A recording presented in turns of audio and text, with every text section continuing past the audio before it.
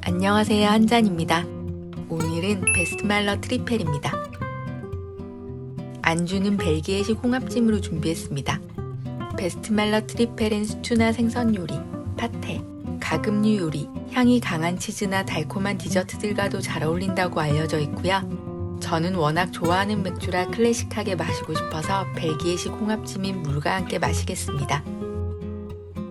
서빙 온도는 7에서 14도에서 드시면 됩니다. 차갑지 않게 지하 저장실 온도, 동굴의 선선한 느낌 즐기면서 오픈하시면 좋겠네요. 제 영상을 봐오신 분들이라면 트라피스트 맥주는 성배형인 고블릭 잔을 쓴다는 것 정도는 이제 아실 것 같은데요. 와인잔을 사용하셔도 훌륭하게 즐기실 수 있습니다. 저는 베스트말러 전용 고블릿을 사용하도록 하겠습니다. 단 하나의 맥주만 마셔야 한다면 무얼 마시겠냐고 누군가 묻는다면 제가 늘 고민 없이 선택하는 맥주, 베스트말러 트리펠입니다. 여기에 보이는 마크를 보시면 아실 수 있듯 몇 안 되는 트라피스트 맥주들 중 하나이자 세상 모든 트리펠들의 모태가 되는 맥주죠. 제 영상이 처음이시라 트라피스트 맥주가 생소하신 분들은 그에 대한 설명이 들어가 있는 영상을 설명란에 링크해두고 베스트말러 이야기를 시작하겠습니다. 이 맥주는 벨기에의 베스트말러 수도원에 있는 베스트말러 브루어리에서 생산하고 있는데요. 베스트말레 수도원과 브루어리는 벨기에의 엔트워프에 위치하고 있습니다. 하지만 그 기원은 프랑스에서부터 시작되죠. 역시나 트라피스트 맥주들 중 하나를 양조하고 있는 프랑스의 라트라페 수도원이 이 맥주의 시작이었습니다.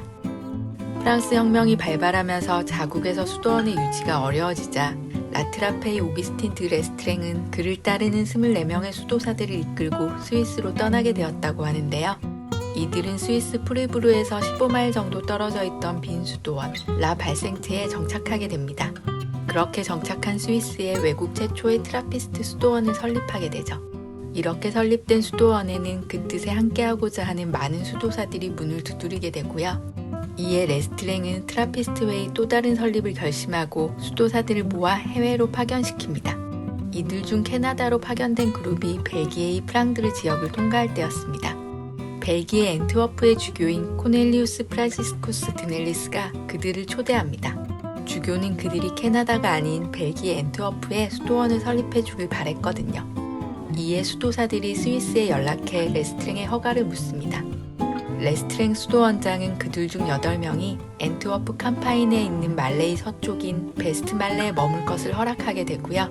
주교는 자신의 설득으로 엔트워프에 머물러준 수도사들의 정착을 위해 누인러스트라는 작은 농장을 선물합니다. 하지만 이 선물의 이름인 누인러스트는 무섭게도 절대 쉬지 말라라는 뜻이었다고 하네요. 우리에겐 끔찍한 이름의 농장이지만 자급자족과 육체노동의 가치를 강조하는 트라피스트의 수도사들에게는 이보다 더 이상적인 장면은 있을 수 없었습니다. 이렇게 설립된 베스트말러 수도원의 수도사들은 농장에서 소를 키우며 치즈를 만들고 지역의 곡물과 효모를 사용해 맥주를 양조하기 시작합니다.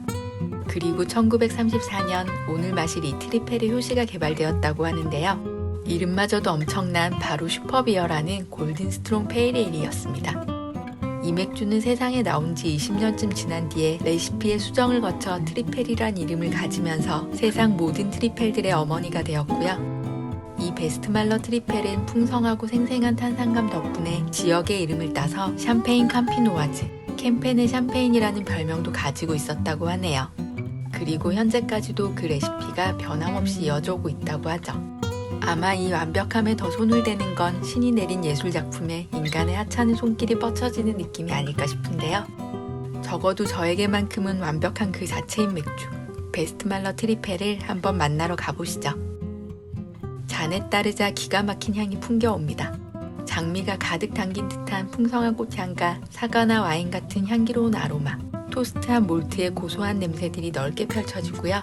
장미, 살구나 사과처럼 느껴지는 과실, 설탕에 절인 듯한 베리의 느낌에서 클래식한 와인의 모습도 얼핏 지나갑니다.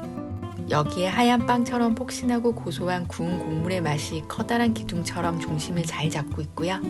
그 아래로 세심하게 흩뿌려 놓은 듯한 꿀과 단단한 상큼함, 가볍게 설탕에 재어 가육의 생생함이 살아있는 듯한 베리, 허브나 향신료의 알싸한 향긋함들도 묻어납니다.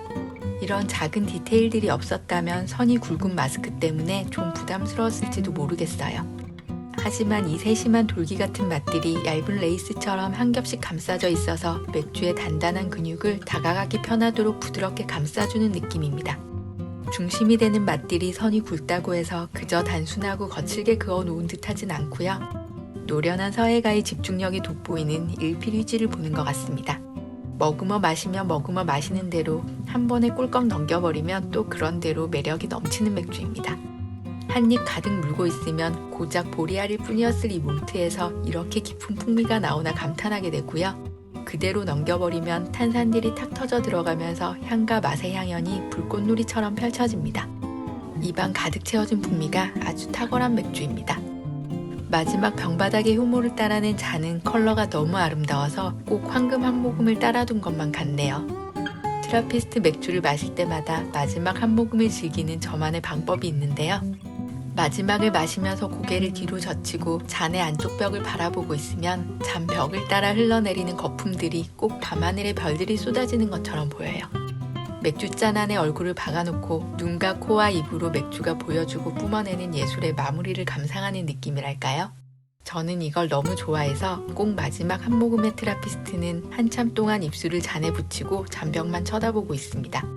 밝은 빛은 꺼두고 간접 조명이나 초를 켜두고 해보시면 맥주가 그려내는 별빛이 아름답게 내 위로 쏟아져 내리는 걸 보실 수 있으실 거예요. 약간의 취기와 함께라면 더더욱 그렇게 느껴지실 거고요. 어떠셨나요? 제가 사랑하는 맥주라 리뷰에 좀 사심이 많이 들어간 건 아닌가 싶은데요.